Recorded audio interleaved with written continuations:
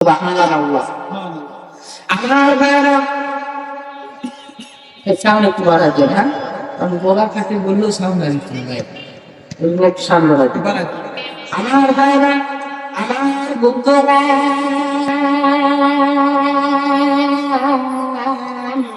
হযরত আবু বকর সিদ্দিক রাদিয়াল্লাহু তাআলা আনহু আসরের নামাজ জামাতে আদায় করিয়া ঘর থেকে বাইরে খোদে কোথায় চলে যাইতেছে, রেডি হইতেছে, সুন্দর করে জুব্বা লাগাইয়া শরীরের ভেতরে আতর সুরমা লাগাইয়া ওই জানে একটা জায়গায় যাওয়ার জন্য রেডি হইতেছে। এমন সময় এই আসমান জমিনের ভেতর থেকে একজন সন্তান হযরত আবু বকর সিদ্দিক রাদিয়াল্লাহু তাআলা আনহুর সামনে দাঁড়ায় গেল, ডাকতে বলে,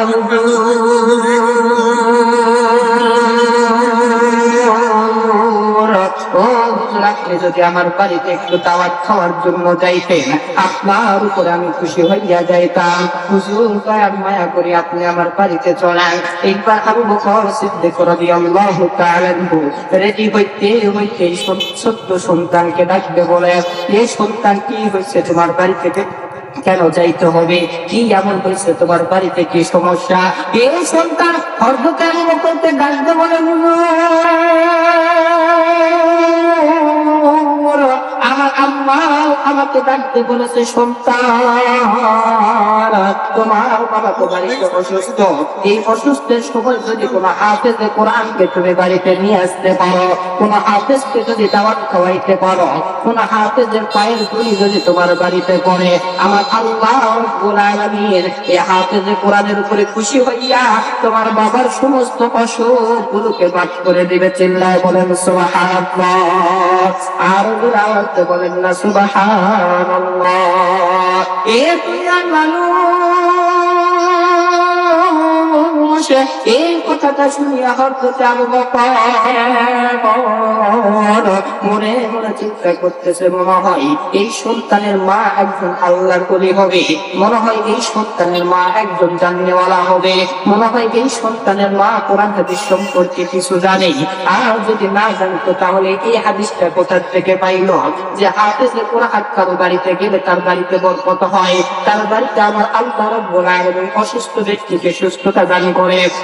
মনে হয় তিন মা দুনিয়ার বুকে একজন ভালো নেককারিনী হবে। এইবার হযরত আবু বকর এটা চিন্তা করিয়া সুন্দর করে জুব্বা টুপি লাগাইয়া এই সন্তানকে ডাকতে বলে, সন্তান চলো চলো তোমার বাড়িতে আমি যাব। এই সন্তানের সাথে আবু বকর যখন বাড়িতে চলে গেল, এই বাড়ির সামনে যাওয়ার সময় আমার ভাইয়া বড় বন্ধুগণ দেখি কত সুন্দর একটা ঘটনা ঘটে গেল। হযরত আবু বকর এই সন্তানকে সঙ্গে করে লইয়া এই সন্তানের বাড়িতে যাওয়ার সময় দরওয়াজার সামনে যাওয়ার সময় হঠাৎ করে আবু বকর কান্না কাটিয়ে শুনতেছি, ওই বাড়ির ভেতর থেকে কান্নার আওয়াজ আসতেছে, কে জানি একটা গুনগুন গুনগুন গুনগুন করে কান্না করে। হযরত আবু বকর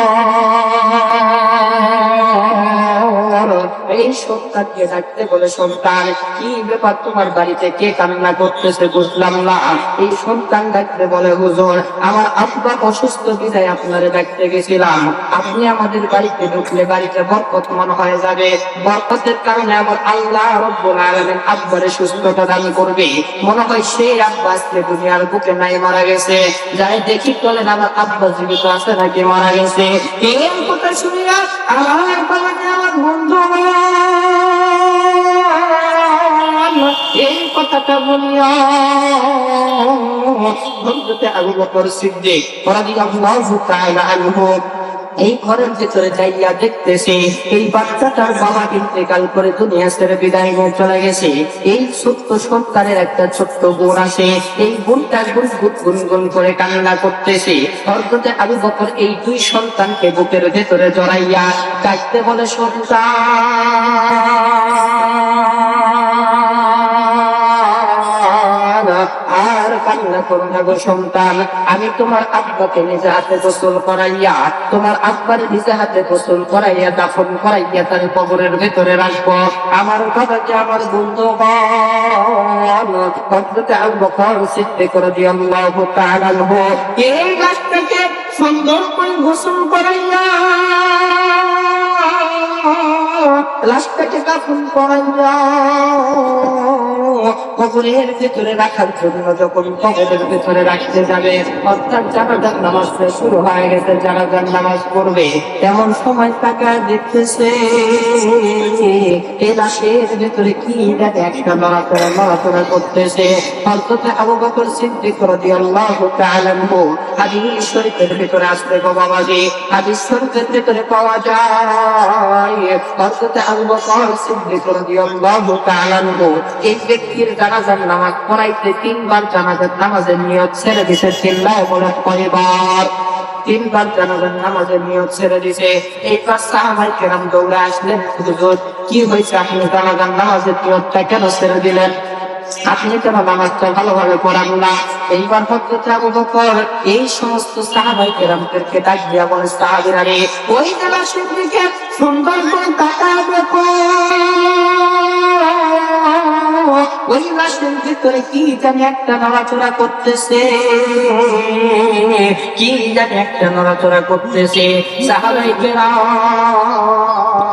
ওই লাশের দিকে তাকায় দেখতেছে, কাপড়ের ভিতরে কি জানি একটা নড়াচড়া করতেছে। এইবার সাহাবায়ে কেরাম আবু বকরকে ডাকতে বলে, হুজুর আপনি যদি অনুমতি দেন ওই লাশটার কাপড়টা তুলে আমরা দেখতে চাই, তার ভিতরে কি জানি একটা নড়াচড়া করতেছে, এই জিনিসটা কি? হযরত আবু বকর ডাকতে বলে, ঠিক আছে কাপড়টা সরায় ফেলাও। এইবার যখন ওই লাশের কাপড়টা সরাইলেন, ওই লাশের কাপড়টা সরাইয়া লাশের কাপড়ের ভেতরে দেখতেছে বিশাল একটা ভয়ঙ্কর সাপ ওই লাশের কাপড়ের ভেতরে ঢুকিয়া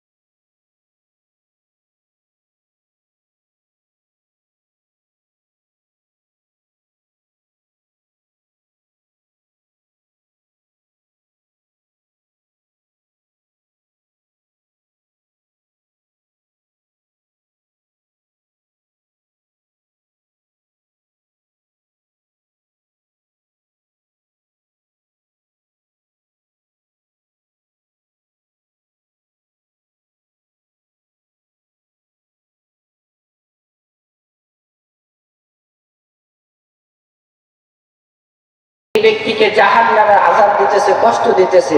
আমার ভাইয়েরা, আমার বন্ধুগণ, এই কারণে দুনিয়ার বুকে মার সঙ্গে বেয়াদবি করা যাবে না। কুরআনুল কারীমের সাথে মহব্বত রাখতে হবে, কুরআনুল কারীমকে ভালোবাসতে হবে। আমার আল্লাহ পাক রব্বুল আলামিন কুরআনুল কারীমের সাথে মহব্বত রাখলে, ভালোবাসা রাখলে দুনিয়ার বুকে সমস্ত নিয়ামতের সাফল্য দান করবে, সাফল্য দান করবে। দুনিয়ার সব কিছু আপনার আমার গোলাম বানায় দিবে। আর যদি কুরআনুল কারীমের সাথে বেয়াদবি করি, মা বাবার সাথে বেয়াদবি করি, দুনিয়াতে কখনো কোনো কাজ করে সরকারি চাকরি করি, 20 লাখ টাকার চাকরি করি, তারপরে দুনিয়াতে কখনো আমরা শান্তিতে থাকতে পারবো না। আল্লাহ